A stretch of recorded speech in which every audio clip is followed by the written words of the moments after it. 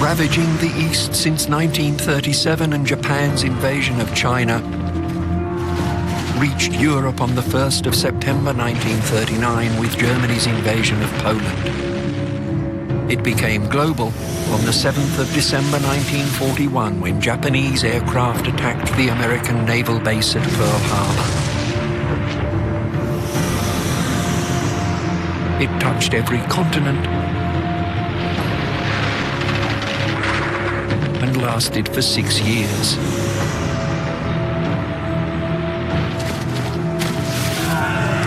It ended with a new weapon for a new age. This is the history of the greatest of all man-made events. These men are part of that history. They are eyewitnesses to the triumphs and tragedies of the war wherever it was fought. Their testimony is part of the story of how our world was made. By those who could pay and those who could no longer meet. The price of empire.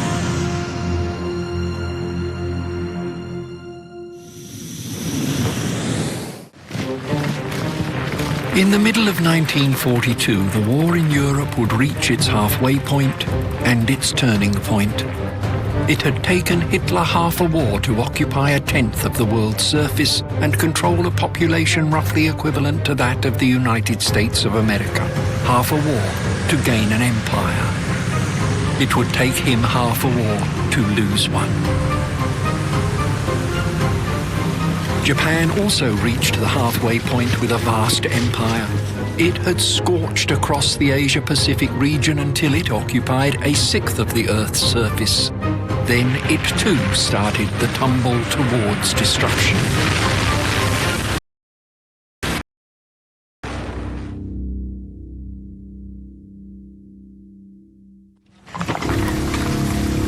It is inconceivable, Winston Churchill had declared in 1925, that in our lifetime and in that of our children, Japan could pose a threat to the security in the East. As late as 1939, he was being reassuring about possible Japanese designs on Singapore. There will, he promised, be no attack in any period which our foresight can measure. But there was. The southern resources area was vital to Japan. The price of silk, still Japan's principal export, had dropped by 50% since the Great Depression, and she was resource poor. Something had to be done. By 1938, military spending absorbed 75% of Japanese government expenditure. She launched not one attack, but many. The United States lost the use of all of its Pacific battleships and large numbers of cruisers and destroyers. The British and Dutch Far Eastern fleets had been eliminated, and the Royal Australian Navy had been driven back to port. Japan had lost not a single battleship, aircraft carrier, heavy or light cruiser. It had gained resources of great importance, including 70% of the world's tin supply, most of its production of natural rubber, and the oil output of the Dutch East Indies, which at the time exceeded that of Iran and California combined. It had done this in a single onslaught fought as two campaigns, in Asia and in the Pacific. We will look first at the Asian offensive that conquered Hong Kong, Malaya, Singapore, Burma, and the Dutch East Indies. The day after Pearl Harbor, Japanese aircraft operating out of Vietnam bombed Singapore, and the Philippines was bombed by planes flying out of Taiwan. The new territories were invaded in the first part of the capture of Hong Kong, and the two British capital ships in the area, Prince of Wales and Repulse, sailed from Singapore to contest Japanese landings on the Malay Peninsula. They had no air cover, and on the 10th of December, both were sent to the bottom by waves of attacking Japanese aircraft. Thailand, then known as Siam, was occupied on December the 9th and formally allied itself with Japan on the 14th. Siam, another self-styled neutral who frequently announced her intention of defending herself against aggression, she too has given way. The Imperial Japanese Army could now march through Thailand en route to Burma, a journey that they would attempt to hasten by construction of the Burma-Thailand Railway, which was to become so notorious. On December the 15th, Japanese troops entered Burma. The full-scale invasion would be launched in January. On December the 16th, they landed in Borneo. On the 18th, they crossed onto Hong Kong Island. By the 7th of January, the Japanese had Sarawak. They landed on the Celebes a couple of days later, and British North Borneo fell on the 19th.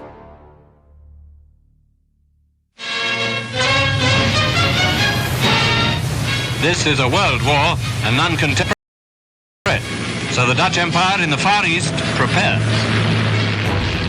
The Dutch East Indies, which generated 1/7 of the Netherlands' economy, was a particularly crucial objective of the Japanese campaign. Its annual production of 65 million barrels of oil had the potential to transform Japan's ability to wage a protracted war. But the Dutch destroyed the wells. On the Malay Peninsula, General Tomoyuki Yamashita's 25th Imperial Japanese Army was advancing.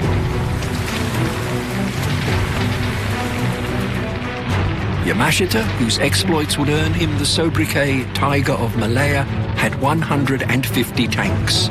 They were not very good tanks, which did not matter. The British forces opposing him had no tanks at all. British defences, weakened by supply of resources to the war in Europe, crumbled. The Japanese advance through Malaya followed two lines: across the Thai border and down the west coast, and from the landings at Kota Bharu following the east coast. The British in Malaya formed defensive lines but failed to extend their flanks. They had not learned the lesson of the German blitzkrieg through the Ardennes, and just as on the European battlefield, their flanks were quickly turned by enemy troops infiltrating through supposedly impassable areas, in this case, the jungle. On December 31st, the last of the British and Commonwealth forces crossed the causeway, evacuating Malaya and garrisoning the island fortress of Singapore. The greatest disaster in British imperial history was less than 2 months away. By mid-January, the Commander-in-Chief of ABDACOM, the American, British, Dutch, Australian Command, General Wavell, who had been kicked sideways from North Africa, was ordering Arthur Percival, the General Officer commanding Malaya, to prepare Singapore for a siege.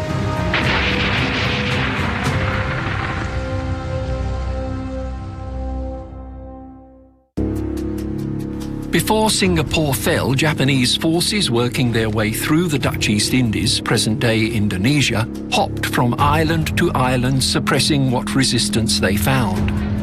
Small garrisons of Dutch and other forces had been sent to defend some of these islands, but their position was hopeless, the planning rudimentary and their equipment inadequate. The fate of Gull Force, an Australian formation sent to support Dutch troops on the island of Ambon, was typical. Gull Force reached Ambon on December 17th, just 2 weeks before the Japanese. There were only about 1,100 of us, and there would have been only about that many Dutch-led Ambonese soldiers. So the action was very, very brief, and come end of January, early February, and because Australians had no option but to do likewise. So that's when it became a prisoner of war. The survivors were marching into 3 years of harsh captivity. The first Japanese landing on Singapore on February the 8th occurred less than a week after the fall of Ambon. 4 days later, a ship carrying Australian nurses and wounded evacuated from Singapore was bombed by Japanese aircraft and sank. Most of the survivors reached Bangka, an island like Ambon in the Dutch East Indies. An officer from their ship surrendered to the Japanese, who ordered the 22 nurses and one civilian woman to wade into the surf. When they were waist deep, they were machine gunned. All but Sister Vivian Bullwinkle were killed. Sister Bullwinkle survived the war and gave evidence before the War Crimes Tribunal in Tokyo. Of the massacre, she said, "We just marched into the surf and they fired at us. There were no tears, for we knew it was our lot."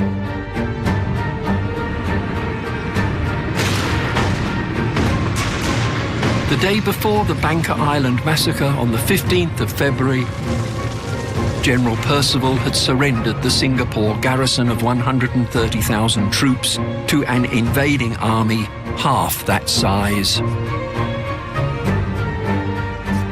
Facing a superior enemy and having taken about the same number of casualties, 9,000, as the defenders, Yamashita's call on the British to surrender or face destruction was an enormous bluff. But General Arthur Percival, baggy shorts, scarecrow frame and trim moustache, perfectly designed to be the scapegoat for such a disaster, had mainly raw troops without air cover with which to meet battle-hardened Japanese. His concern for the safety of Singapore's 1 million civilians overrode any other judgment, and he marched into captivity at the head of his force, many of whom would suffer dreadfully in the years ahead. Yamashita could hardly believe his luck, and said so. As far as Japanese public opinion was concerned, the improbable collapse of the British Empire in the East meant, quite simply, victory. After the surrender of Singapore, the headline of the Asahi Shimbun newspaper trumpeted, "Situation of Pacific War decided," and the jubilant Japanese government distributed treats to all the children. 勝ったというのでね、なんかように日本が勝って東南アジアの方や南方の方も皆占領したりして、一方的な宣伝だからね、インドネシアやらアジアの国々が欧米勢力に虐げられてたのが皆独立してね、日本語を勉強したりしてみんな一生懸命やってるよいうふうな宣伝ばかりだったから、そんなふうに信じてたんじゃないかね、やっぱりね。With the fall of Singapore, 55,000 Indian soldiers of the king were taken prisoner. 40,000 of them volunteered to fight in the Indian National Army, a Japanese creation under the respected leader Subhas Chandra Bose, which purported to be fighting the British for Indian independence. Later in 1942, Winston Churchill was to say in a speech in London, "I have not become the King's First Minister in order to preside over the liquidation of the British Empire." But of course, he had. This war changed everything. End of the British Empire. They won the war, but they lost the empire. The pomp and circumstance by which a few thousand held several million in their sway had been exposed for the frail bluff it was. Singapore, fallen. The empire was on the canvas, and though it would rise again, it would be, as they say, as a dead man walking.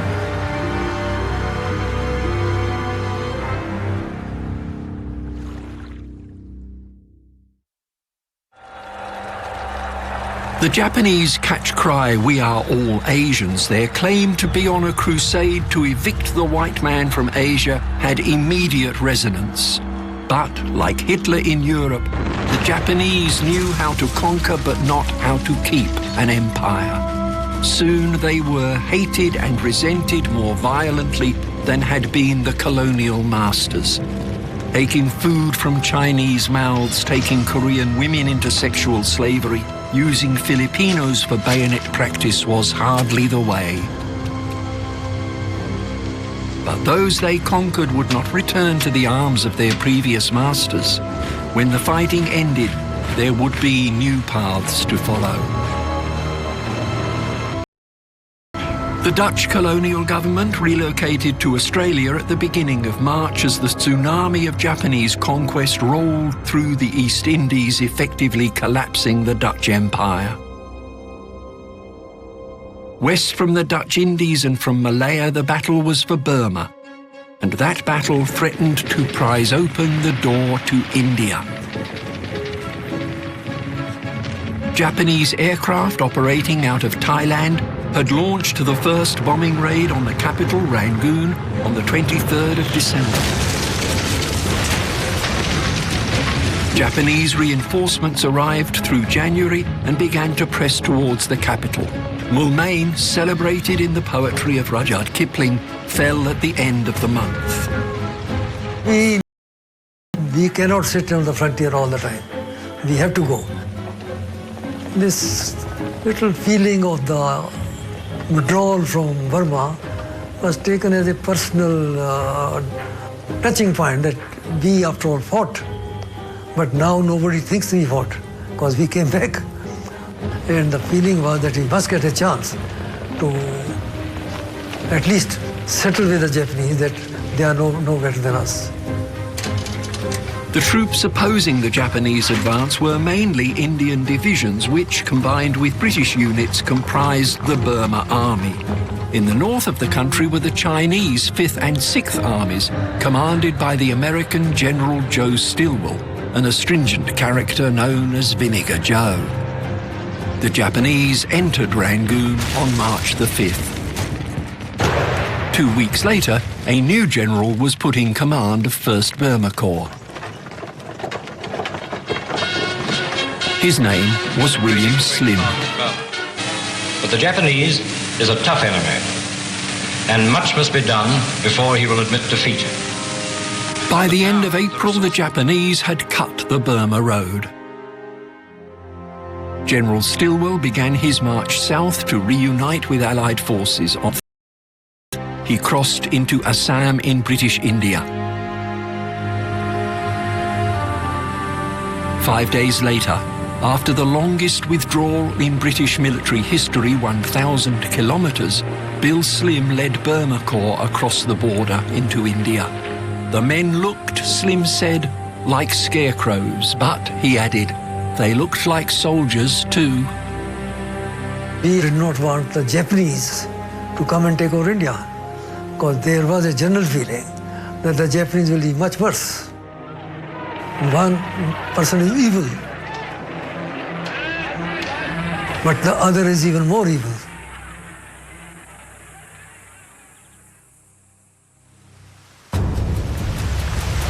It has been said that the winter saved the Russians, and in Burma, the monsoon saved the British. It would be 6 months before the fight there was resumed.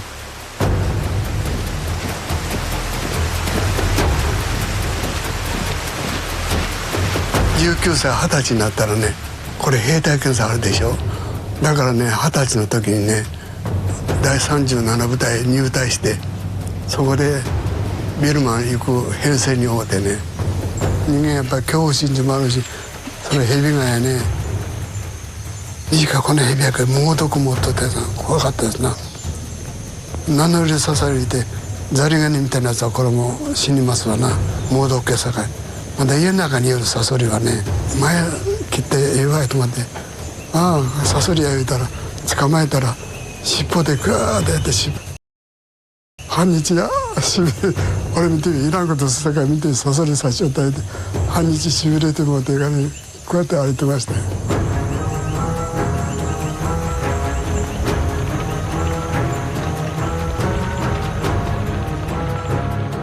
The Japanese advance through the islands of the Pacific had happened in the same months as their onslaught on Asia and the East Indies, and it had met with a similarly great measure of success. Almost half of the Earth's water surface Pacific Ocean, it covers an area greater than all of the land masses combined. Its scale dwarfs the scattered parcels of dry land that rise above its waves. But it was the existence of these islands that made extending the co-prosperity sphere into the Pacific feasible.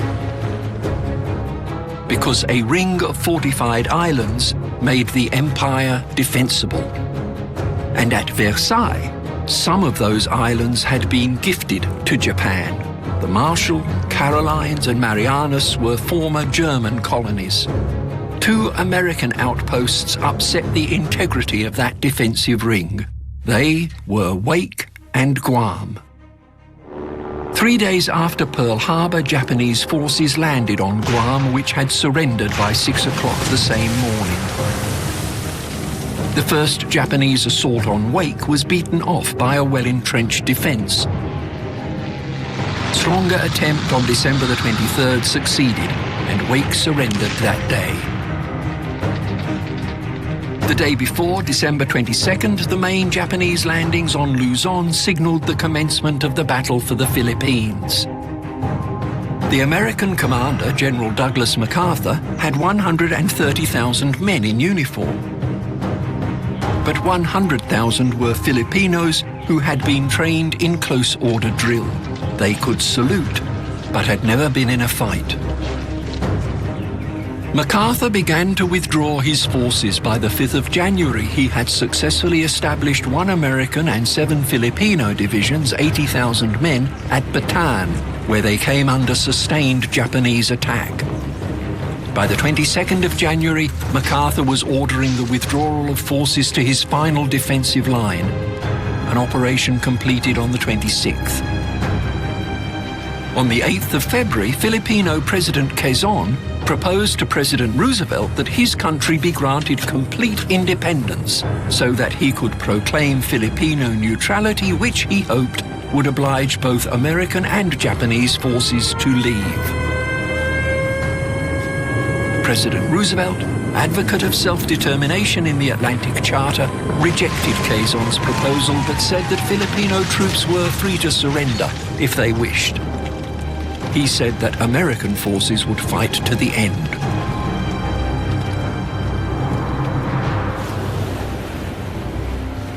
President Quezon left the Philippines on February the 20th. General MacArthur left on March the 11th. Both men went to Australia.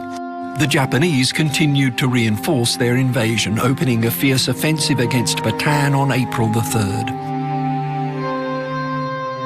On the 9th of April, the Allied forces on Bataan surrendered. 78,000 men were marched into captivity. This was the Bataan Death March, more than 100 kilometres under the scorching sun with hardly any food or water. Amongst those who marched into captivity were 12,000 Americans, barely a third of whom would survive Japanese imprisonment. Fighting elsewhere in the Philippines, Mindanao, Luzon, Corregidor, continued. But by the 5th of May, General Wayne surrendered the 15,000-man garrison on Corregidor. 5 days later, on May the 10th, the last Allied troops in the Philippines surrendered. Japanese troops had begun landing on New Guinea on March the 8th. Further landings followed, and on March the 22nd, Japanese planes bombed the northern Australian port city of Darwin.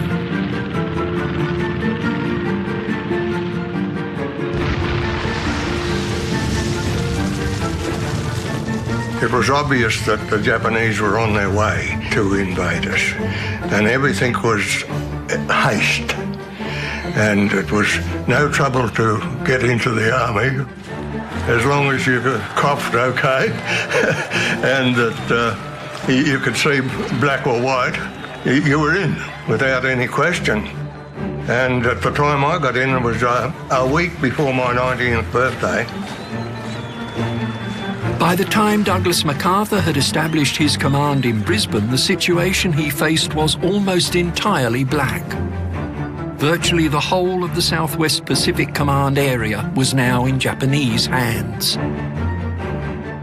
Germany's first commitment that America had made at the Washington Conference meant that he had limited strength on which to rely. But one national leader, at least, was determined to face the Japanese challenge as an overriding priority.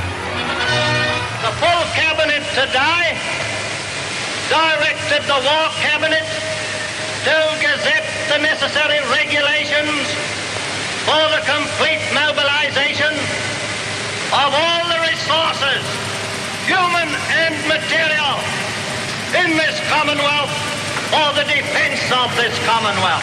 That means that every human being in this country is now, whether he or she likes it, at the service of the government to work in the defense of Australia. John Curtin, the Australian Prime Minister, exercised his right in a fiery confrontation with Churchill to withdraw Australian troops from the European war to fight the enemy on his doorstep. By March 1942, the majority of Australian troops were back home, ready to fight in the Pacific.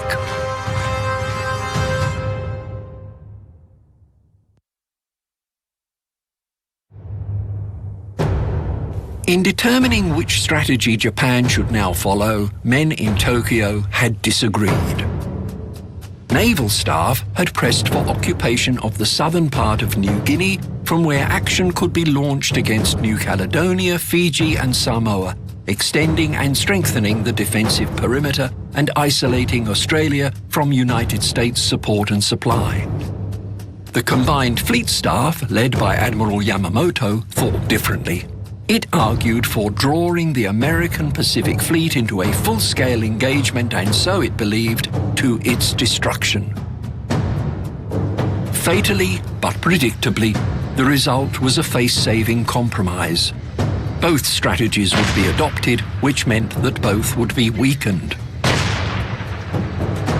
An invasion force to initiate the naval staff strategy assembled at Rabaul. On the 4th of May, the convoy sailed for Port Moresby, the key to New Guinea. Less than a week earlier, the American carriers Hornet and Enterprise had left Pearl Harbor with their battle groups bound for the Coral Sea.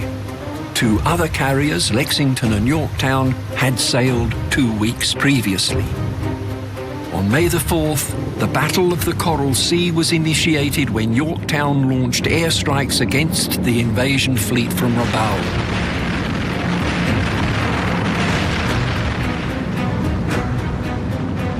The next day, the main Japanese strike force built around the carriers Shokaku and Zuikaku entered the Coral Sea. The American and Japanese fleets engaged without significant results on the 7th, but around 0800 hours in the morning of May the 8th, the carrier forces located each other.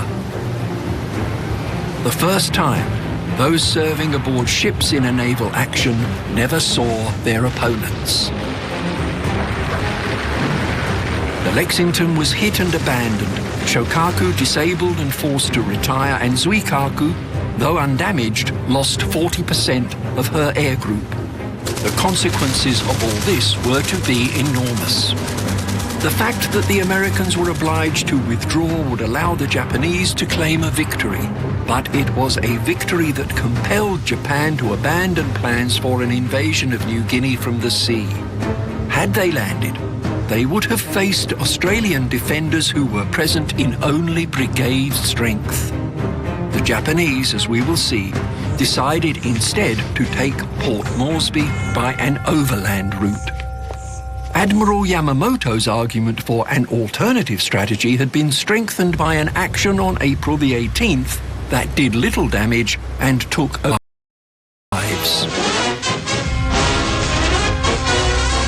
On that day, 16 specially adapted B-25 bombers had taken off from the carrier Hornet on a bombing raid over Tokyo.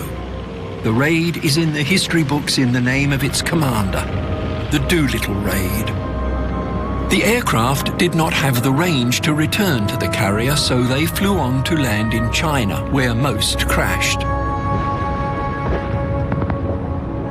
Crews that crashed into Japanese hands became prisoners of war.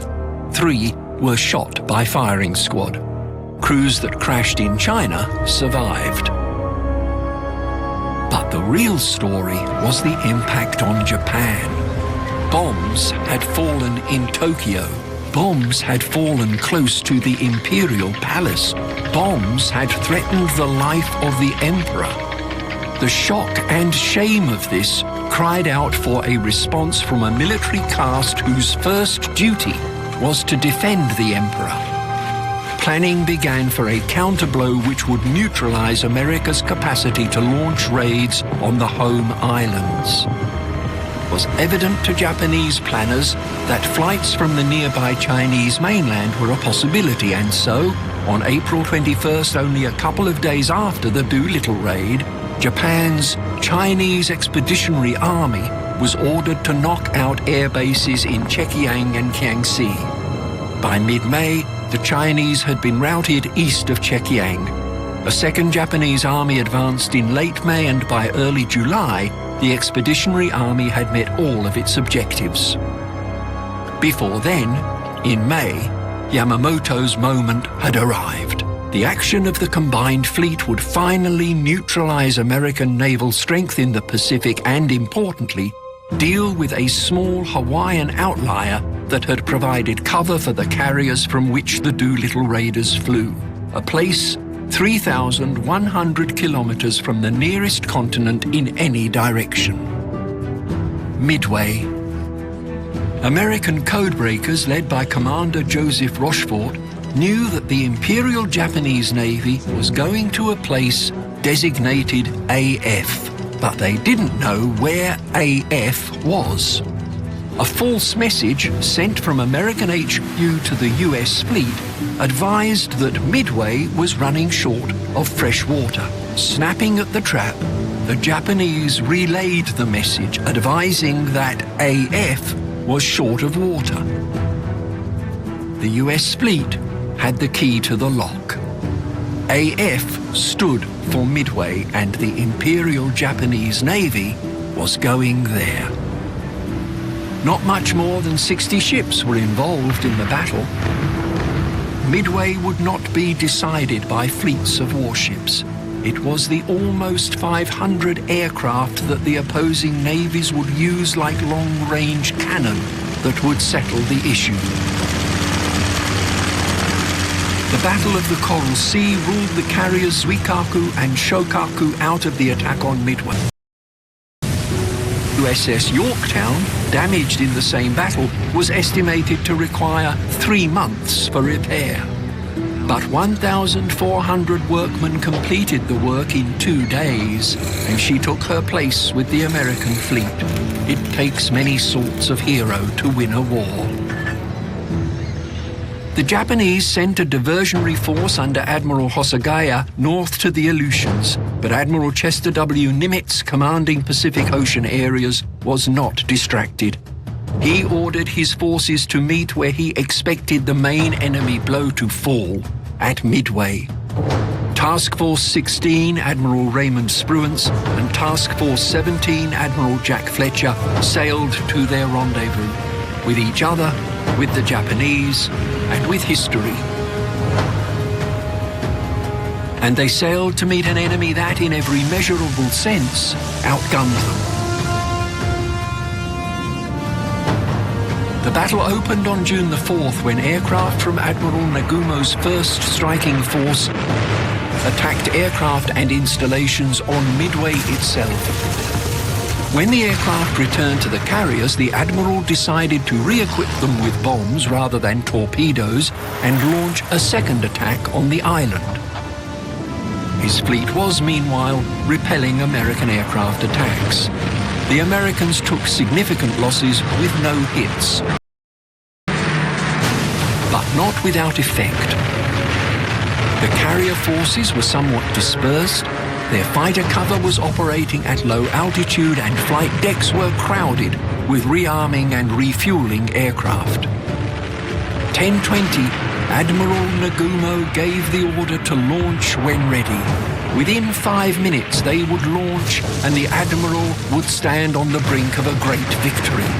They were, instead, 5 minutes that decisively changed the course of the battle and the war.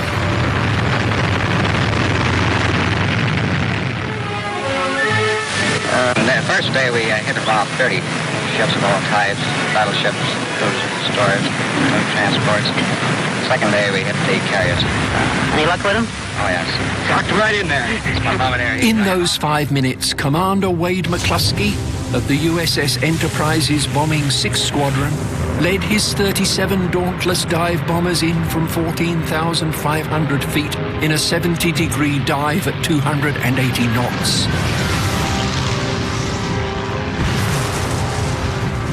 The carrier Alongi was the first hit, then Kanga, last Sorgu when Yorktown's dive bombers joined the assault. Japan lost 4 carriers, more than 2,000 seamen and 250 aircraft. This was not, in terms of human life, a terrible battle. In terms of influence on history, it was in the front rank. Japanese losses equalized the strength of the opposing fleets. Between 1942 and 1944, Japan would add 6 new fleet carriers, the USA 14. In fact, through the war, for every major naval vessel built in Japanese shipyards, the Americans built 16. The news of Midway was passed to Prime Minister Tojo in typically obtuse language. The Navy, he was told by General Moritaki Tanabe, has made a great mistake. Japan lost no territory as a result of its mistake, but Midway's effects would be felt when, towards the end of 1943, the Americans began to prise open the defensive perimeter. Japan would have inadequate ships and, above all, aircraft. In 1942, Japan lost twice the number of aircraft it produced.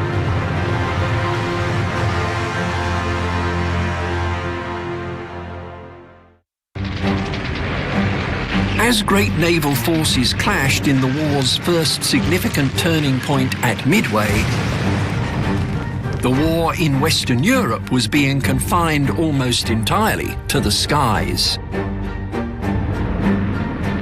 It was, for a long time, the only means that Britain had of carrying the fight to her enemy. 1/3 of Britain's national output was devoted to the strategic air offensive. When the war had started, bombing was conducted according to strict rules. In 1939, the Chamberlain government had rejected a suggestion that the Black Forest be bombed on the grounds that much of it was private property. But, to point out the obvious, desperate times call for desperate measures. Almost 150,000 Rolls-Royce Merlin engines were built. The V-12 power plant drove some of the most famous planes of the war: Spitfire, Hurricane, Mosquito, Mustang, and the 4-engined Avro Lancaster. The Lancaster was a true heavy bomber. Its bomb load of 6.35 metric tons overshadowed the B-17 Flying Fortress and the German Heinkel 111 and Junkers 88, all of which carried between 2 and 3 tons. By general assent, the best night bomber of the war, the Lancaster was not without faults. Because of poorly placed escape hatches, the average survival rate for the 7-man crew of a disabled Lancaster was 1.3 persons. For the less glamorous Halifax, it was 2.45. The Avro Lancaster, most powerful and efficient bomber in the world, and one of the most important war-winning weapons yet devised by the United Nations. The Lancaster entered service with Bomber Command of the Royal Air Force at the same time as the GE radio navigation device came into use. Such developments encouraged the RAF to redefine its bombing strategy.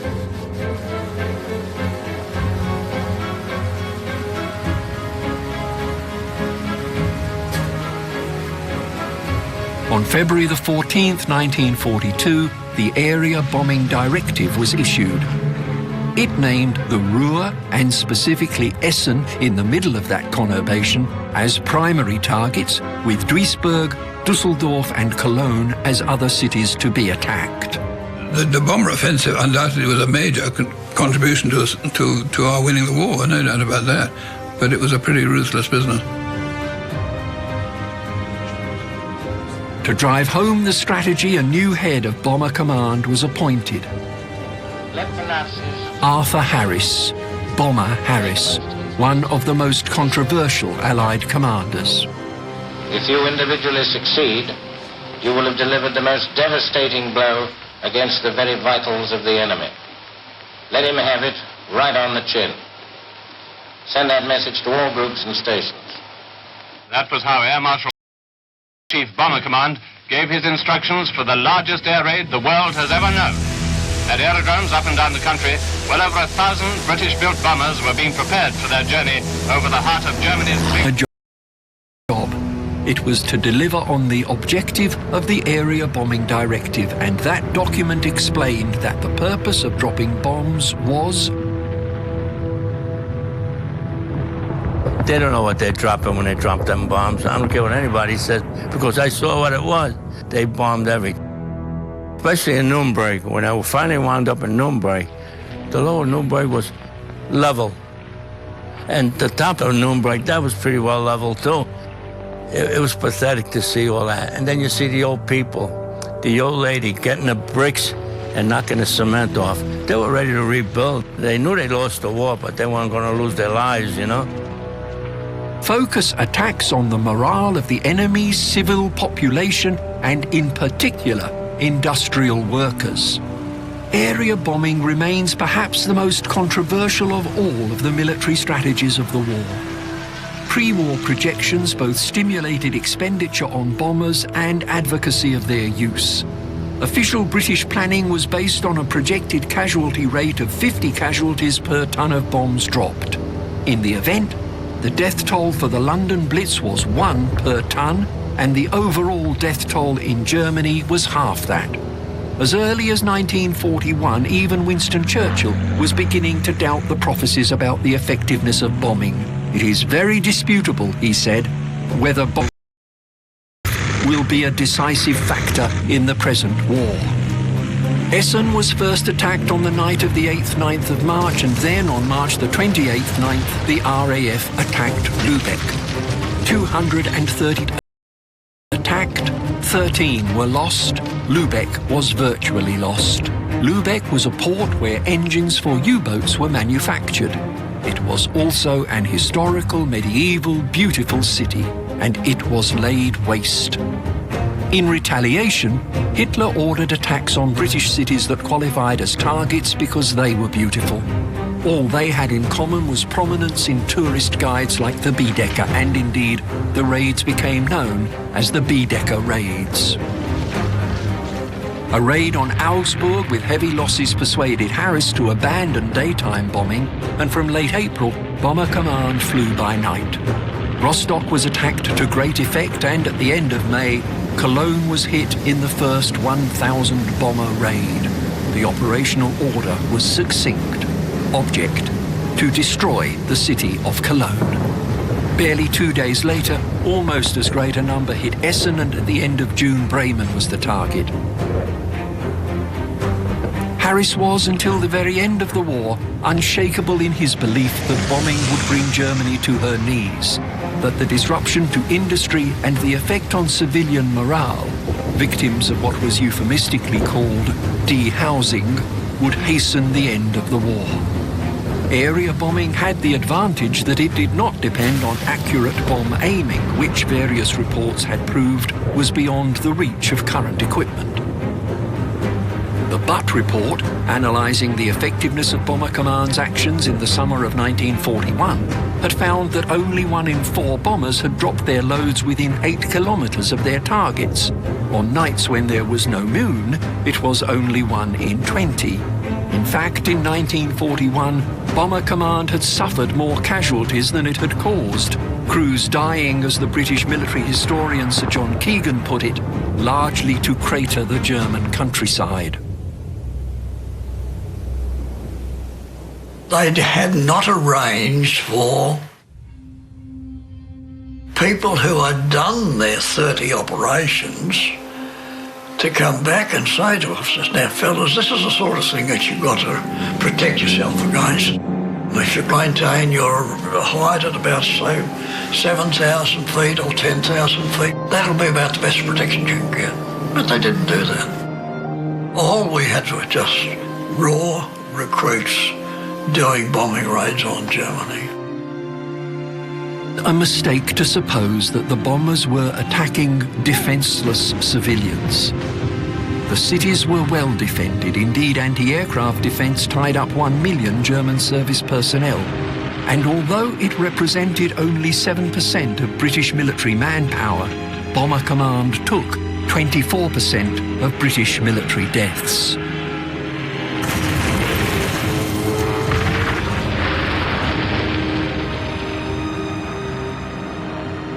As we came out of the target area, I got caught in this beam. I've thought of it 1,000 times since as to what I did.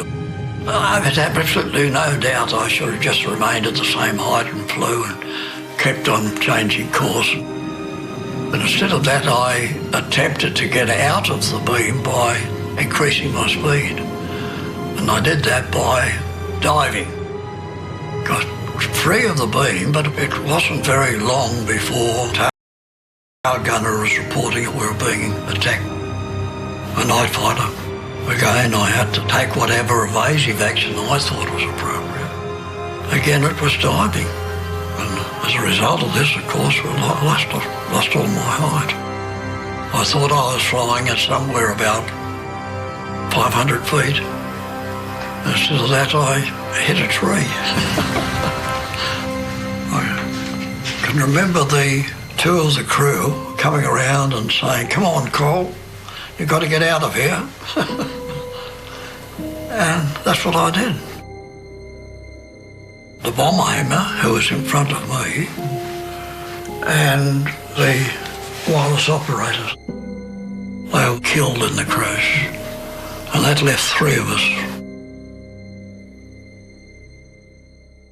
The morality of area bombing continues to be debated, and its targeting of civilian populations without regard to age or gender has led to comparisons with the criminal slaughter of the Holocaust. Of course, bombing involved the risks of war. It was not a cowardly assault on defenceless civilians. Tens of thousands of Allied airmen lost their lives.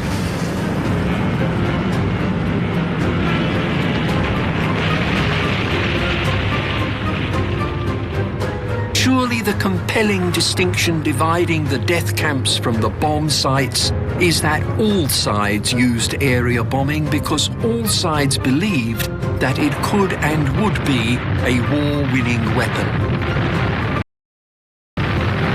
No one outside the heart of Nazism has ever pretended that killing Jews, Romani, Slavs and others was going to affect the outcome of the war.